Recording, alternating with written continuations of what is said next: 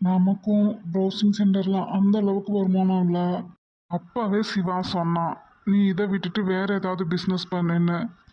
ம், தெரிஞ்ச தொழிலை விட்டவனும் கெட்டான், தெரியாத தொழிலை தொட்டவனும் கெட்டான்னு சொல்லிட்டு அதையும் நம்ம பண்ணலை.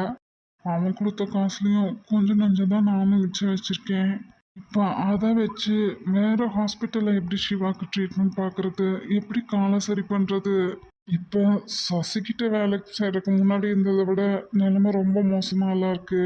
அப்போவாது அங்கங்கேன்னு சர்வீஸ்க்கு ஆள் கூப்பிடுவாங்க, இவன் போவான், கொஞ்சம் வருமானம் வரும். இப்போ அதுவும் இல்லாமலாம் இருக்க போகிறான். நமக்கு யாரையும் பெருசாக தெரியாது. யார்கிட்ட ஹெல்ப் கேட்க, என்ன செய்யலாம்? செக்கப் போனால் சிவா வந்ததும் கால் டாக்ஸிக்கு புக் பண்ணிக்கலாம். சார். சொல்லுங்க சிஸ்டர். சிவா சார் எங்க? செக்கப்க்கு. அவர்கிட்ட டாக்டர் ஃபோன் நம்பர் தர சொன்னாரு.